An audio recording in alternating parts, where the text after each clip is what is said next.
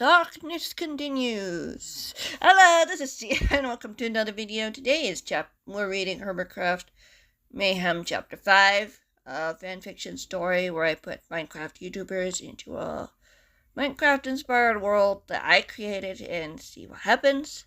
Like D&D, yes, but yeah. A lot of my own original characters, but there's a lot of Minecrafters. Let's just say, a lot of Minecrafters that you might recognize, especially if you're watching Hermitcraft server. Yeah. Let's get right into the video. There are captions available if you're interested in following along, reading along the chapter with me. But if you just wanna chill, sit back, relax, do some other gaming while you're listening, whatever. Yeah, I have survival gameplay going on this time instead of patterns. I don't know, I decided I'd try something a little different. See if I like it. And yeah, maybe I'll continue. Yeah. Let's get right into it. Chapter 5. Impulse blinked away the shadows, his screams dying as he took in their new surroundings. Impulse frowned as he sat up. The cloaked man was gone. They were in a dense spruce forest. Thick, heavy fog surrounded him and his fellow hermits. No, not again, Scar groaned, getting to his feet.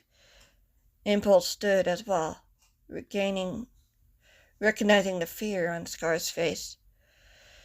"We're not letting you do this alone," Impulse said firmly, putting a hand on his friend's shoulder. Scar looked at him. "I'm not sure there's much of a choice." "I'm not letting you go." Impulse narrowed his eyes. Scar smiled sadly. "So, when did he show up?" Green asked, getting to his feet, a golden sword in hand. "Any second now," Scar whispered, wrapping his arms around himself. "I didn't want him to drag you into this." "We're not going anywhere," Green stated simply. "I have to be careful, there's a fly wandering around here." "I mean, if it goes in my mouth, then that's his problem." Yummy. Standing beside Scar. "You can't hurt us here." "Can't I?" Gerald's cool voice drawled. Impulse whirled around, a golden sword in hand, as he lifted it in warning. The man only laughed. "Do you truly think your little tricks will work on me?" Impulse.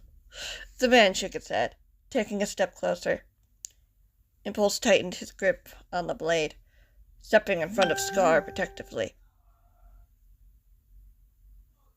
A lot of Facebook notifications, FYI. "Your force field doesn't stand a chance. Why do you think a little sword play would protect you? I know you're not much of a fighter." Impulse swallowed, but he stood his ground. The ghost of a man couldn't hurt him now. Not here, not anywhere. He knew what mattered, and it certainly wasn't Gerald's lies. "You can't stop me from doing what I must do." "Which is what?" Impulse raised an eyebrow. The man smiled darkly. "Justice." "By hurting people? You call that just?"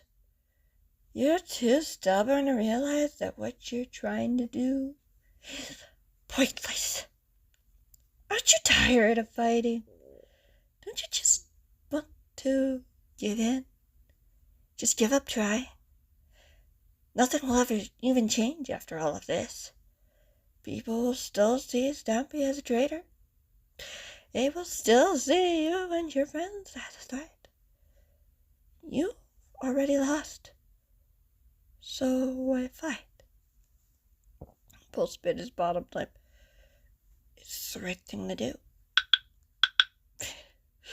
Gerald shook his head again. "And that's where we disagree." "What do you want, Gerald?" Green demanded, appearing at Impulse's side. He held a sword of his own. I already told you he already had a sword of his own. I just realized that now while reading this. His dark eyes flashing indignantly. What do you want from us? To prove my point, Gerald mused, looking past Impulse and Gran, looking at Scar. I always have the final say. Scar yelped in alarm as Impulse whirled around in time to see Scar tumble to the ground. A long black vine was tightly wrapped to his leg, beginning to drag him toward the darkness of the forest. No! Impulse lunged toward his friend, grabbing him as he attempted.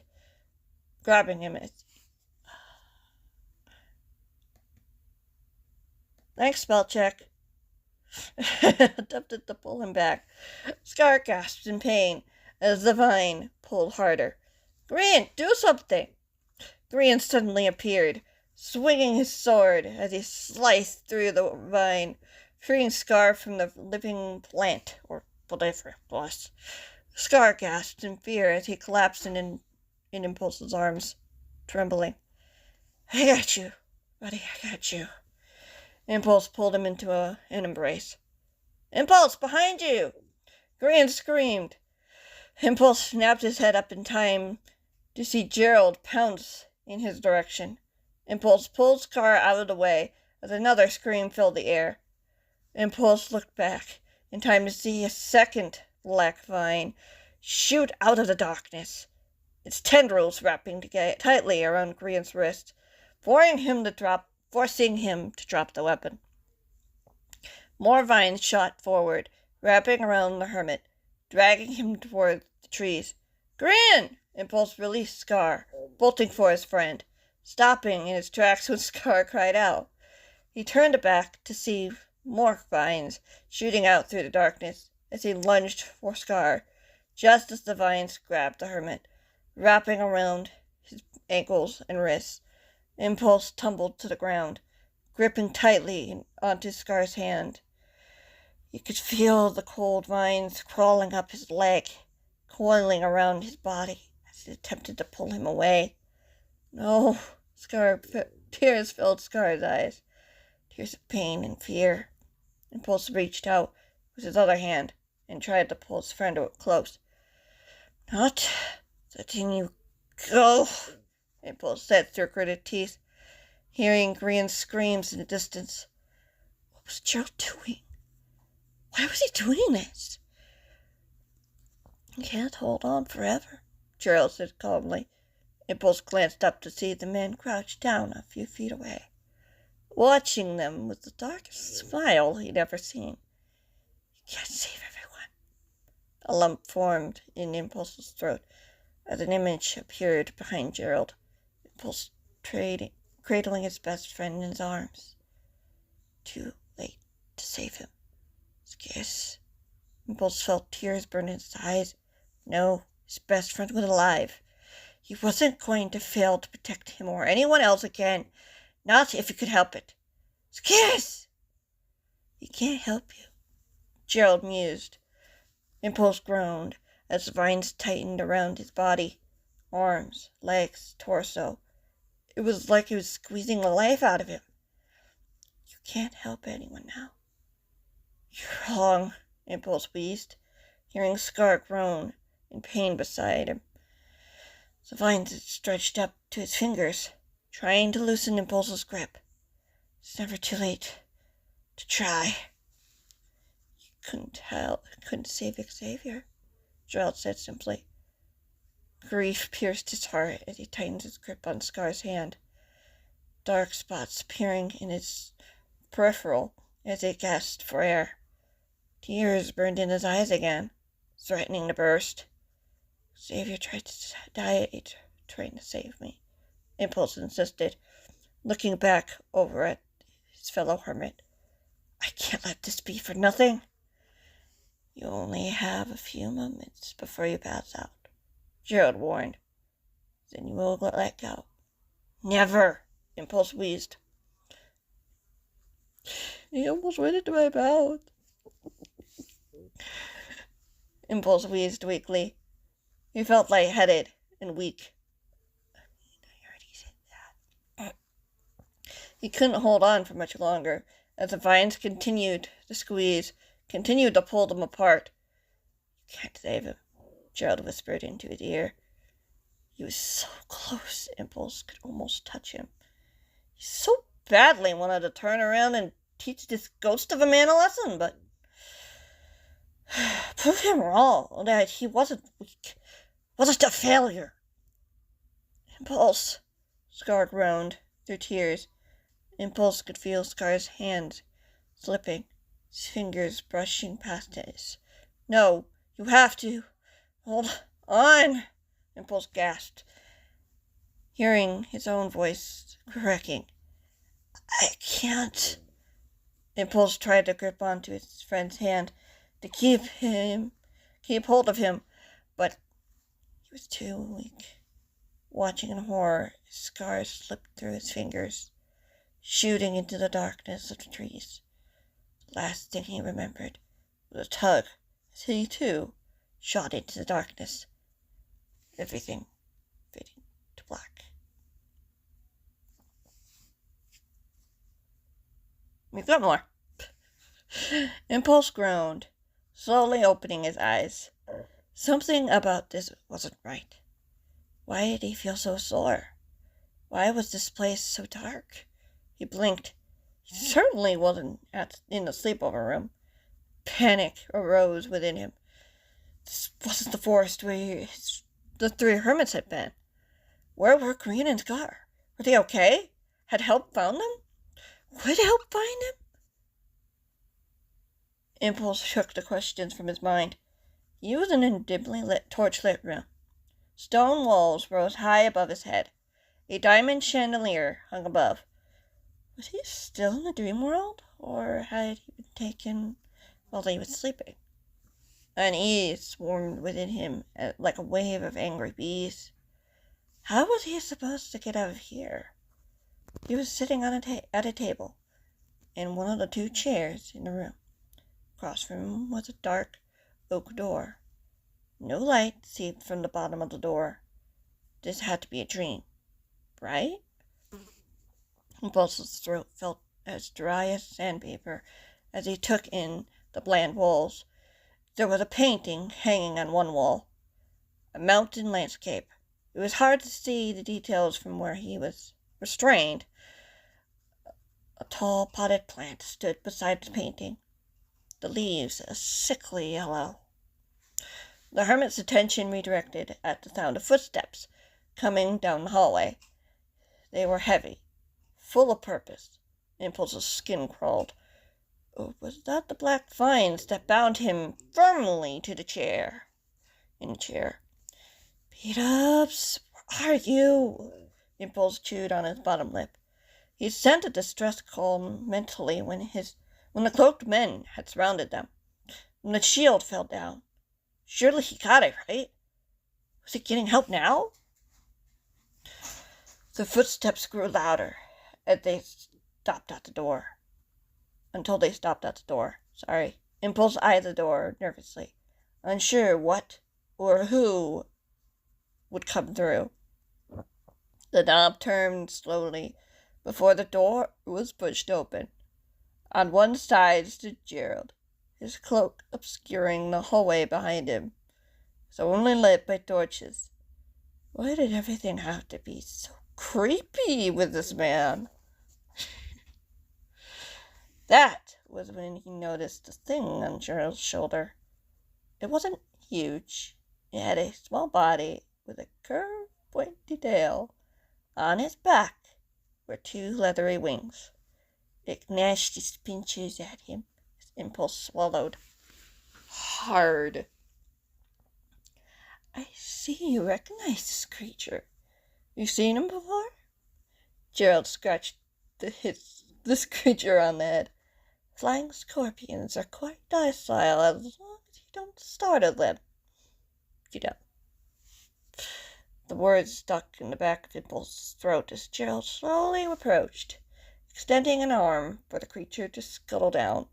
Impulse's eyes widened in horror as the creature climbed up his body, nestling against his neck, the tip of the poisonous tail inches from his face.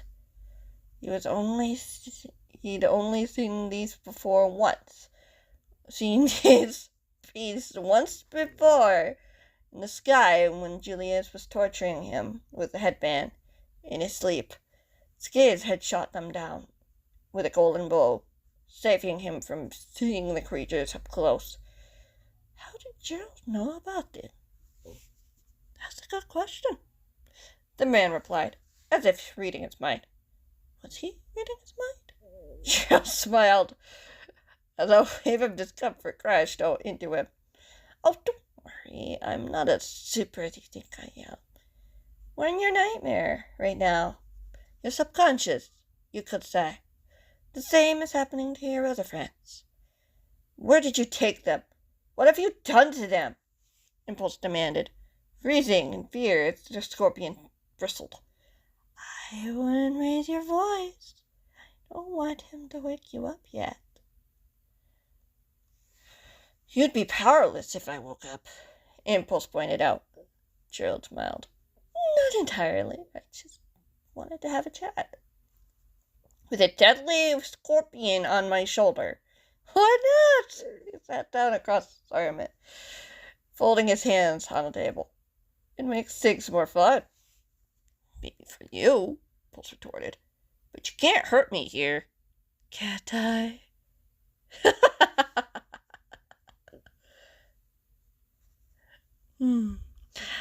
I don't know about that, Gerald sighed, meeting the hermit's gaze. There are many examples of ways I could hurt you. But what would hurt the most? Losing a friend? Dying alone?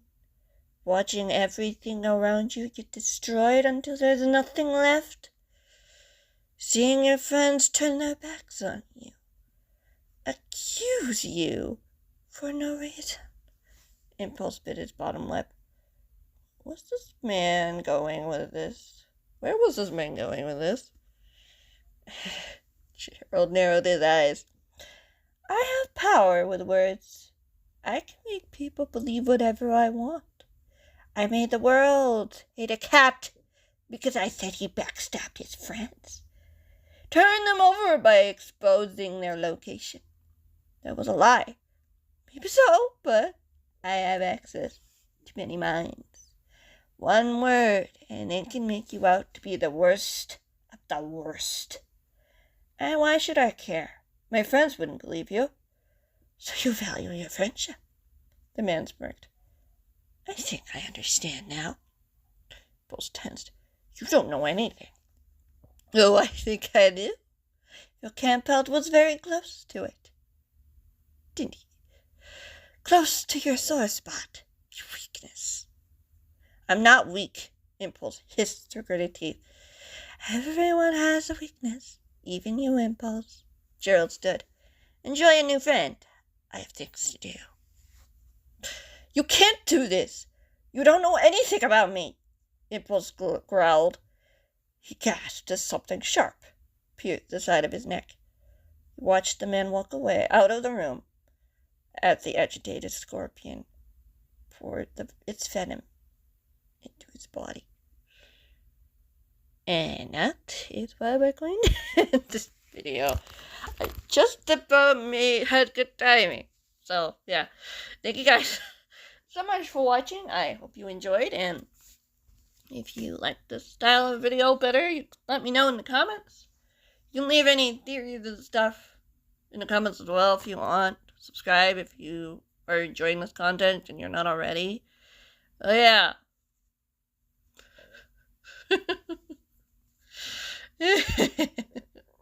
Hey, when you literally give me